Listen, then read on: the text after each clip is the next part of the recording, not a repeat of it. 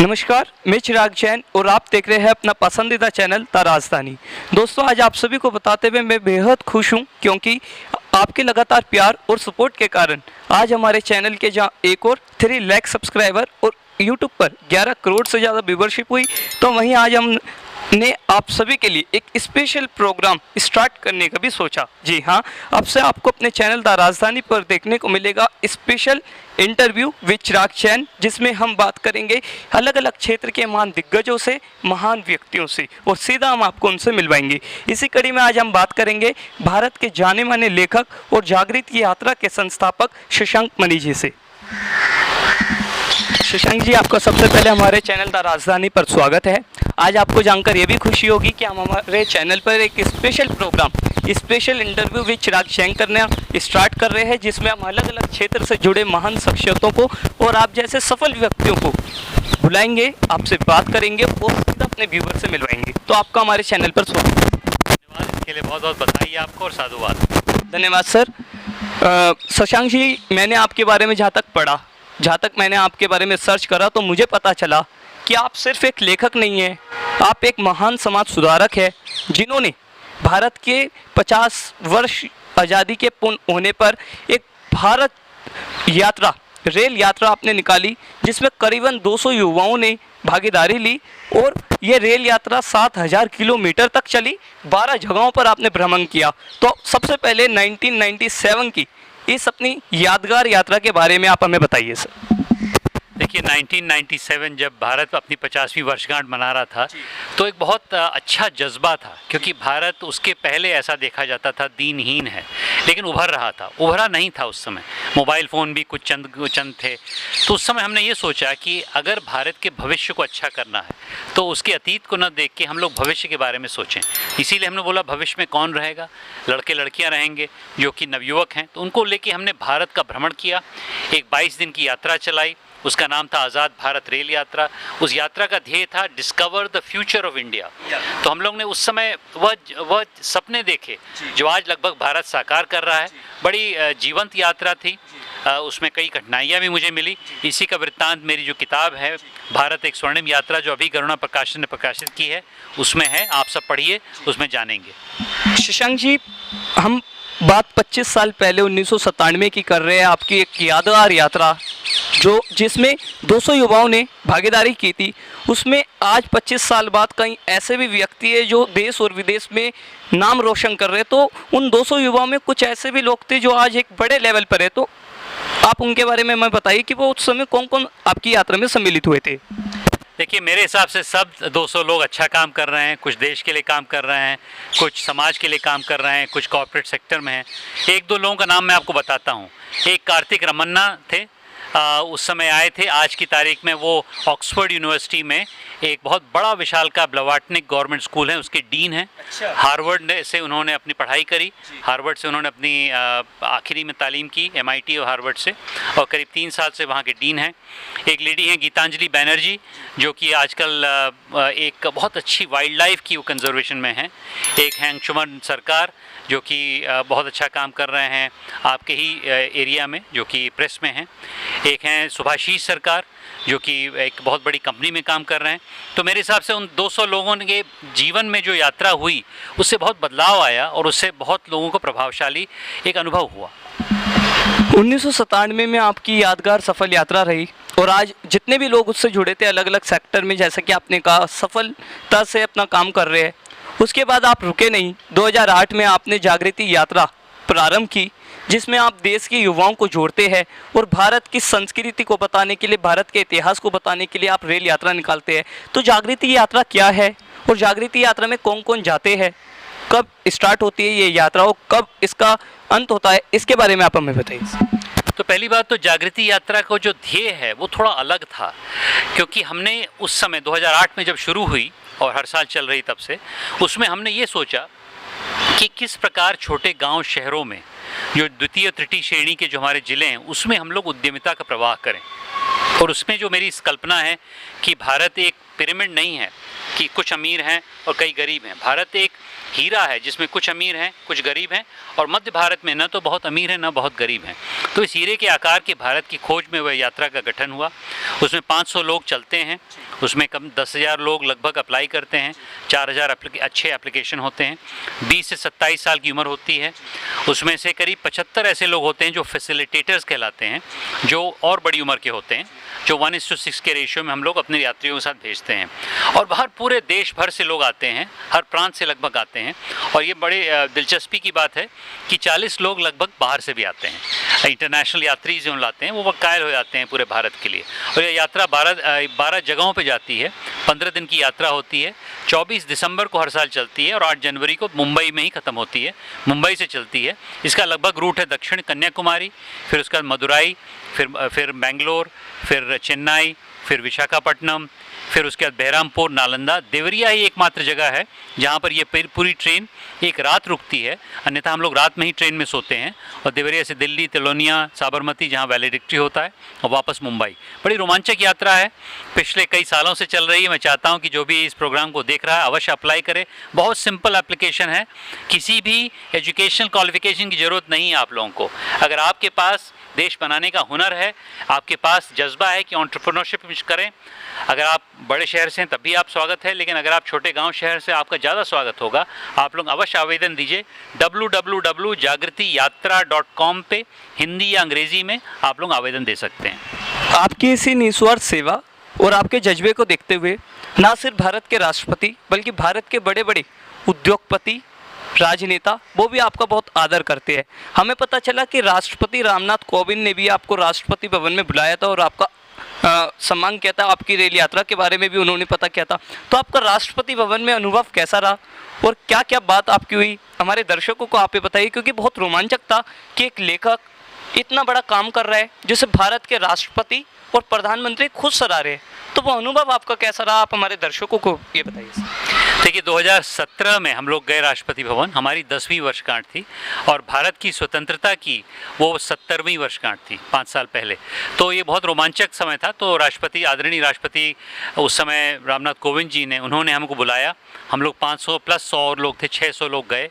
600 लोगों का उन्होंने बहुत अच्छी तरह स्वागत किया, बहुत अच्छा बोला। उन्होंने एक चीज़ बहुत बड़ी बोली, एक तो देवरिया के बारे में बोला, क्योंकि ट्रेन देवरिया से ही आ रही थी। तो पूछा क्यों देवरिया से आ रही है, क्योंकि वो भी यूपी के थे। पहले तो आश्चर्य हुए, फिर उसके बाद उन्होंने समझा। दूसरी चीज़ उन्होंने हमसे ये भी एक बहुत बड़ी बात कही, उन्होंने बोला इस यात्रा को आप आंदोलन में परिवर्तित करिए। तो उसके बाद हम लोग 5 साल से उसी यात्रा को आंदोलन में परिवर्तित करने की चेष्टा कर रहे हैं। उसी के सौजन्य से लगभग हम लोगों ने देवरिया में ही बहुत विशालकाय उद्यम केंद्र बना रहे हैं, उसके बारे में और चर्चा करेंगे। बहुत ही रोमांचक एक मोमेंट था जिसमें सब 500 लोग रहे, बड़ी अच्छी फोटोग्राफ खिंचाई उनके साथ हम लोगों ने। बहुत ही अच्छा दिन था हमारे लिए। शशांक जी, आप और आपकी पूरी टीम इस समय पूर्वांचल में बहुत काम कर रही है, देखने को मिल रहा है। ऐसे में आपका जागृति उद्यम केंद्र में क्या तैयारियां हैं और उसके जरिए आप एक भारत की नई तस्वीर कैसा खींचना चाहते हैं? देखिए, इस प्रश्न में मैं एक और प्रश्न जोड़ देता हूँ। मेरा मॉडल क्या है? मेरा मॉडल ये है कि मैं देवरिया में रह के अगर उस क्षेत्र का विकास करूं और उसका अनुकरण मेरे 7,000 यात्री पूरे देश में करें, तो इस देश का अगले 10, 15, 20 साल में ही विकास हो सकता है। ये मेरा लक्ष्य है, हो सकता है पूरा होना हो। देखिए, मैं IITian हूँ, मेरे पास कुछ संसाधन हैं, कुछ इंटेलिजेंस है, लेकिन इतना शायद इंटेलिजेंस नहीं कि पूरे देश को बदल सकूं। लेकिन मेरा पूरा विश्वास है कि यदि मेरा मॉडल जो देवरिया का है वो और लोग अपनाएंगे तो पूरे देश में हम लोग समृद्धि ला पाएंगे। तो अब आपके प्रश्न पे आता हूँ कि देवरिया का मॉडल क्या है, क्योंकि उद्यम केंद्र वही है। उद्यम केंद्र का मतलब ये है कि हम लोग छोटे गांव शहरों में यदि इंस्टीट्यूशंस बनवाएं तभी जाके वहाँ पर स्थानीय विकास हो पाएगा। क्योंकि 75 साल से हम लोग जो बड़े बड़े इंस्टीट्यूशंस बनवा रहे हैं वो छोटे गांव शहरों में नहीं हैं, वो बड़े बड़े शहरों में हैं। मुंबई, दिल्ली, कलकत्ता में बड़े बड़े इंस्टीट्यूशंस बने, ठीक है, वो अच्छा है। मैं भी IITian हूँ, मैं भी वहीं IIT दिल्ली से पढ़ा हूँ, तो वो इंस्टीट्यूशन नहीं होता तो शायद मुझे इतनी तालीम नहीं मिलती। लेकिन अब समय आ गया है 75 साल पे कि हम असली भारत में जाएं और असली भारत में इंस्टीट्यूशन बनाएं। तो जागृति उद्यम केंद्र उसी इंस्टीट्यूशन का नमूना है। हमने एक साधारण जिले देवरिया में, Tier 3 जिला है, उसमें हम लोगों ने एक बहुत विशालकाय एक बहुत विशालकाय बरगद का वृक्ष है, उसके बगल में हम लोगों ने एक 6 एकड़ की ज़मीन पे एक बहुत अच्छा सेंटर का गठन करा है। उसका पहला चरण लगभग बन गया है। हम लोग और पैसा इकट्ठा कर रहे हैं। उसका मैं थोड़ा सा आपको लक्ष्य बता देता हूँ कि हम लोगों ने उसके आसपास के 7 जिले चयनित किए हैं, देवरिया ही नहीं, संत कबीर नगर, महाराजगंज, मऊ, बलिया, फिर आते हैं कुशीनगर, गोरखपुर, देवरिया। कुशीनगर, गोरखपुर, देवरिया में हमने उपकेंद्र बनाए हैं और वहाँ से हम लोगों ने उद्यमियों को सराहा है। इसके बारे में मैं और चर्चा कर सकता हूँ, लेकिन अभी मैं इसी पे छोड़ देता हूँ कि जो भी व्यक्ति इस बात से सहमत हो कि छोटे गांव शहरों में हम लोग इंस्टीट्यूशन बनाएं, अवश्य देवरिया आए, मेरे पास आए। मैं उसी गांव में रह रहा हूं, उसी विशालकाय वटवृक्ष के नीचे रह रहा हूं जहां ये केंद्र बन रहा है। और आप लोग आइए तो आप लोगों का स्वागत रहेगा, आप लोग कुछ देखेंगे, हम लोग को भी कुछ लाभ मिलेगा। और कोई भी इस अभियान से जुड़ना चाहता है, अवश्य आए देवरिया। आपने बिल्कुल सही बोला। आपने आईआईटी दिल्ली से अपनी बैचलर्स की, जिसमें 2013 में आईआईटी दिल्ली ने अपना एलुमनाई भी आपको घोषित किया, तो इसके लिए आपको शुभकामनाएं। शशांक जी, मेरा अगला प्रश्न आपसे ये रहेगा कि आपकी 2023 में एक बहुत बड़ी पुस्तक India the diamond in the rough publish होने वाली है। उसमें क्या क्या खास रहेगा और किस प्रकार से आप उस पुस्तक के माध्यम से देश के लोगों को संदेश देना चाहते हैं? India diamond in the rough अगले साल पेंगुइन प्रकाशित कर रहा है और ये काफ़ी बड़ी किताब है, मेरी पिछली किताब से लगभग 1.5 गुना बड़ी है। और इसमें मैंने अगले 25 साल का वृत्तांत दिया है, हम लोग एक राष्ट्र की तरह कैसे काम कर सकते हैं।